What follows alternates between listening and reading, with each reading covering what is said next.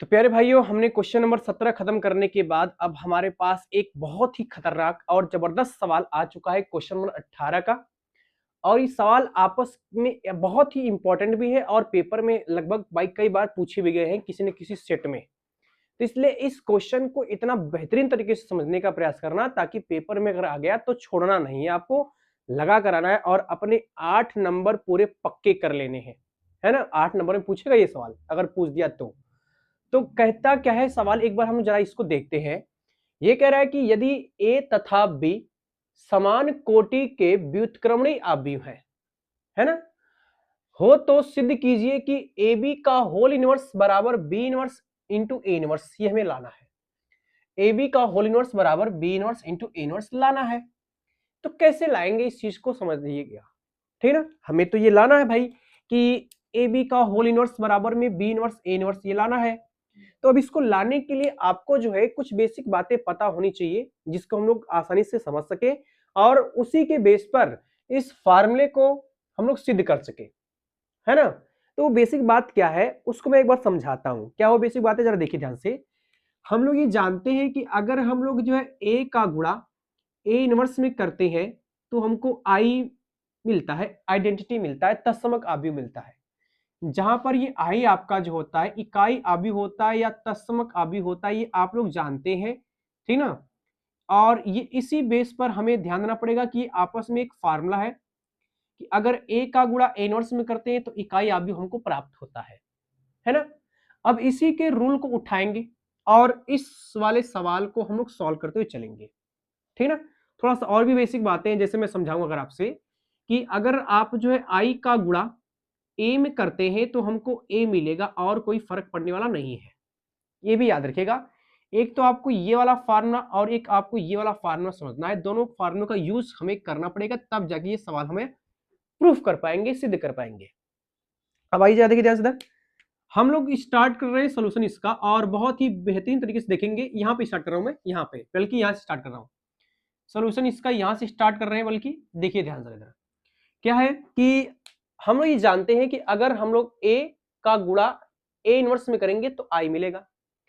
उसी प्रकार यहां पर मैं कह सकता हूं क्या कि अगर हम लोग जो है ए बी का गुणा ए बी के होल इनवर्स में करेंगे तो हमको आई मिलने वाला है। ये चीज हम लोग इस वाले फॉर्मूले के अकॉर्डिंग हम लोग लिख सकते हैं कि भाई ए बी का गुणा ए बी के होल इनवर्स में करेंगे तो हमको क्या मिलेगा, आई मिलेगा, है ना। ये चीज मैंने इस वाले फॉर्मूले के आधार पर लिख दिया। अब आप जरा देखिए ध्यान से, हमें तो लाना है ए बी का होल इनवर्स बराबर बी इनवर्स इनवर्स लाना है। इसका मतलब ये है कि मुझे सबसे पहले इस ए बी को खत्म करना पड़ेगा, ए बी का होल इनवर्स केवल बचाना पड़ेगा इधर।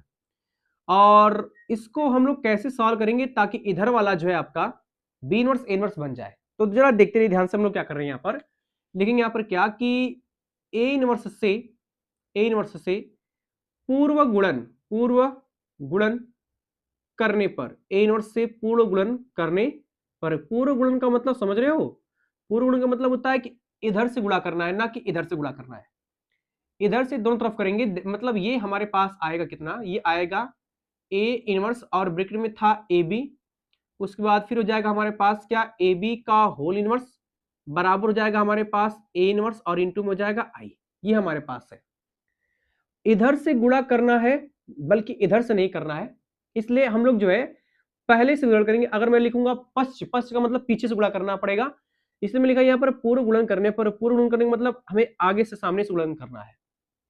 तो हमारे पास इतना चीज मिल गया। अब आप देखिए ध्यान से, इसको लिख सकते हैं क्या, इसलिए इसको लिखेंगे क्या, ए इनवर्स इंटू ए और कोष्टक बाहर बी, फिर कोष्टक में हमारे पास आएगा ए बी का होल इनवर्स बराबर में ए इनवर्स का गुणा आई में करेंगे तो हमको ए इनवर्स ही मिलेगा, कोई फर्क पड़ने वाला नहीं। क्यों?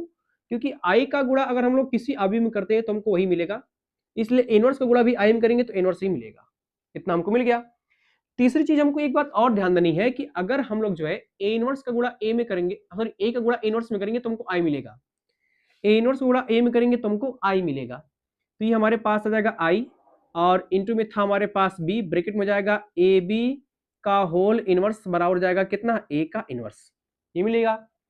उसके बाद फिर हम लोग क्या करें कि जब आई का गुणा बी में करेंगे, आई गुणा ए में करेंगे तो ए मिलता है, आई का गुणा बी में करेंगे तो फिर बी मिलेगा, तो हमारे पास आएगा इसलिए ये हो जाएगा बी, और ब्रैकेट में आएगा हमारे पास क्या, ए बी का होल इनवर्स बराबर हो जाएगा ए का इनवर्स।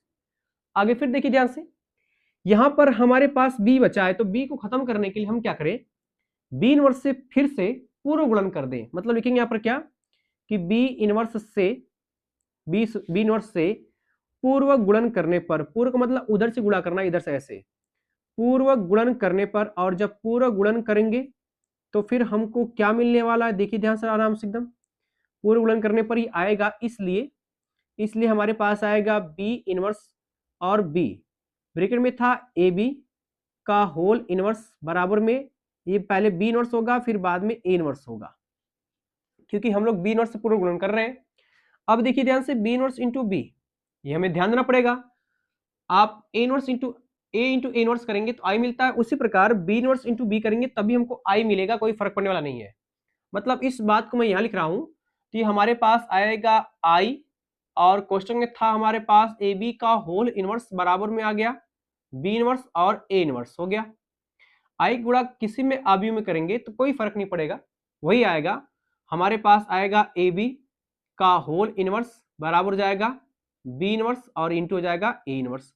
और ध्यान देंगे तो हमें यही सिद्ध करना था, ठीक ना, यही सिद्ध करना था हमें। तो बहुत ही प्यारा सवाल है, और पेपर में लगभग 8 नंबर के आपके पूछे जाएंगे। कितने नंबर के, 8 मार्क्स के पूछे जाएंगे ये सवाल आपके अगर आते हैं तो, ठीक है मेरे भाई। तो क्वेश्चन आप लोगों का ये कंप्लीट हुआ। उसके बाद अब हम लोग बढ़ेंगे अगले सवाल की ओर। देखिए